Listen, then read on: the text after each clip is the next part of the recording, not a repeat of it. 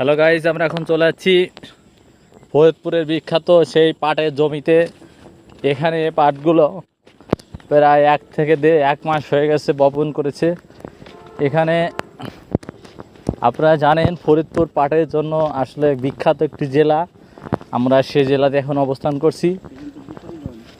তা আমরা এখানে আসার একটা উদ্দেশ্য হচ্ছে যে আসলে কীভাবে পাট চাষ করতে হয়, এটা অনেকে হয়তো জানেন না, সেটা আপনারা জানতে পারবেন।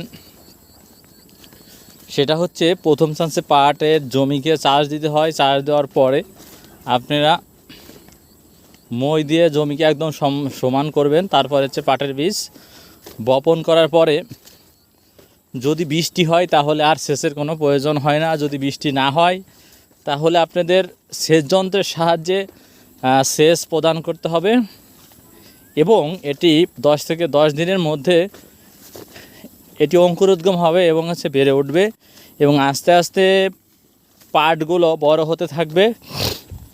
আপনারা মনে রাখবেন 20 দিন পরে পাটকে একটা যেটা আঞ্চলিক ভাষায় বলা হয় পাট কোপানো হয়, ঠিক আছে, তার মানে হচ্ছে নিড়ানো হয় যেটাকে বলা হয়। এই নিড়ানোর পরবর্তীতে আবার একটা সেচ দেওয়া হয়। সেচ দিলে পাটগুলো আস্তে আস্তে বড় হতে থাকে। তো এইরকম ক্রমে ক্রমে যখন পাটটি বড় হতে থাকে তখন পাটটা আর একটা কোপ দেওয়া হয় এবং পাটকে বাছক দেওয়া হয়। এই আপনারা দেখতে পাচ্ছেন এখানে হেক্টর হেক্টর জমি এখানে পাটে চাষের জন্য সমৃদ্ধ ফরিদপুর জেলা। আমরা এখানে আজকে দিনের সম্পূর্ণ সময়টুকু আমি যে এই কৃষক ভাইদের জন্য মাঠে প্রান্তে ঘুরে বেড়াচ্ছি আপনাদের জন্য, যাতে করে যেসব অঞ্চলে আপনাদের পাট চাষ হয় না, যারা নতুন কৃষক আছেন, যারা চাষ করতে যাচ্ছেন, তারা আমার ভিডিওগুলো বারবার দেখবেন। আপনারা দেখতে চেয়েছেন তাই আমি একটা নতুন ভিডিও করার চেষ্টা করলাম। এর আগেও দেখছেন যে আমি কৃষকদের নিয়ে অনেকগুলো ভিডিও আপলোড করেছি, এইগুলো দেখতে পাচ্ছেন। মনে রাখবেন পাটকে বলা হয় সোনালি আঁশ বলা হয়। তাহলে এই আঁশটা কেন বলা হয় এটা আপনারা আজকে জানবেন যে পাটকে সোনালি আঁশ বলা হয়। এটা হচ্ছে একটা অর্থকারী ফসল বা অর্থকারী ফসল বলতে এই পাট দিয়ে বিভিন্ন ধরনের তৈজসপত্র, গলিচা, সিকা, কার্পেট, বস্তা এবং নান্দনিক যে দৃশ্যপটগুলো আছে তা আপনারা এটার মাধ্যমে আপনারা দেখতে পারবেন যে পাট দিয়ে তৈরি হয় এবং এটা বিদেশে রপ্তানি হয়। এই রপ্তানির ফলে রপ্তানির ফলে আমাদের যে অর্থনৈতিক বা রেমিটেন্সটা আছে সেটা বাংলাদেশের জন্য বা আমাদের ডেভেলপিং কান্ট্রির জন্য খুবই গুরুত্বপূর্ণ।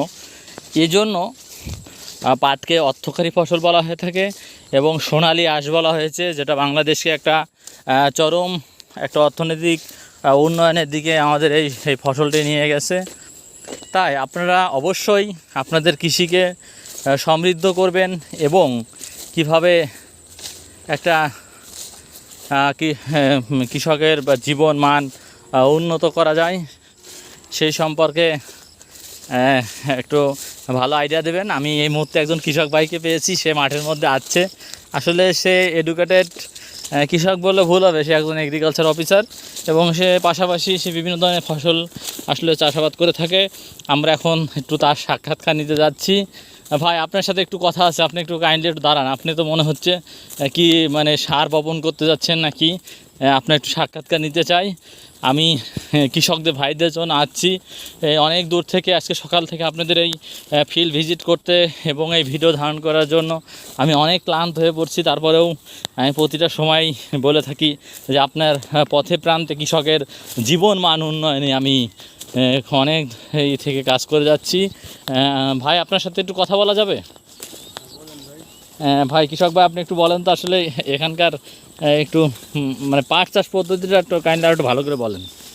আসলে পাট হচ্ছে আপনি একটু এদিকে তাকান, একটু ক্যামেরার দিকে। খুবই গুরুত্বপূর্ণ এবং অর্থকরী ফসল, আমরা একে সোনালী আঁশ হিসেবে চিনি। পাট চাষটা আসলে এটা একটু জটিল আছে, কিন্তু যারা জানে তাদের কাছে সহজ। এটা আমরা জানি যে চৈত্র মাসের প্রথম সপ্তাহে বাংলা যে মাসটা ধরা হয় সেখান থেকেই বীজ বোনা হয় এবং বীজ বোনার পরে সাধারণত সেচ দেওয়া হয়। যদি বৃষ্টি হয় তাহলে সেচ দেওয়ার কোনো প্রয়োজন নেই। বর্তমান সময়ে বৃষ্টিটা আসলে হয় না, এই জন্য আমরা সেচ দেওয়ার মাধ্যমে, সেচ যন্ত্রের মাধ্যমে যাতে বীজটা অঙ্কুরোদ্গম হয় এটা করে থাকি।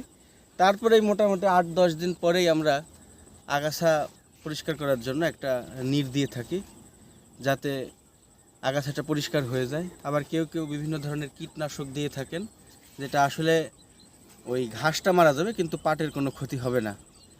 এরপরে ধীরে ধীরে আমরা আবারও 15-20 দিন পরে আরেকটা নির দিয়ে থাকি, আরেকটা কোপ দিয়ে থাকি, যেন পাটের গোড়ায় ওই বিভিন্ন সার এবং যে খাদ্য প্রাণটা আছে এটা যেন পৌঁছে যায়। এরপরে এর 1 মাস পরে আবার আমরা পাটটাকে পরিষ্কার করে থাকি, এবং যদি অতিরিক্ত পাট থাকে সেটাকে আমরা পাতলাকরণ করে দেই, যেন ক্ষেতের ভিতরে আলো বাতাসটা যেতে পারে এবং খুব সুন্দরভাবে তারা বড় হয়। বড় হওয়ার পরে আবার আমরা এটাকে, যে ছোট পাটগুলো আছে সেইগুলো পাট কাটার দেখা গেল 1 মাস বা 20 দিন আগে আবার আমরা ছোট পাটগুলোকে কেটে থাকি। আঞ্চলিক ভাষায় আমাদের এটাকে বাঁশ কাটা বলা হয়ে থাকে। এরপরেই দেখা গেল যে 90 দিন, 100 দিন বা 120 দিন পরে আমরা পাটটা মানে আপনি মোটামুটি বলতেছেন যে আপনার 3 মাস বা 4 মাস লাগে সময় পাট 3-4 মাস, 3-4 এটা জাগ দেওয়ার মাধ্যমে আঁশ সংগ্রহ করেন। যাক, ধন্যবাদ আপনার সাথে কথা বলে, আসলে সুন্দর সাক্ষাৎকার দিলেন। তা আজকের আমাদের এই ভিডিওটাই আজকে এ পর্যন্তই। আমাদের সঙ্গে থাকবেন। ধন্যবাদ সবাইকে।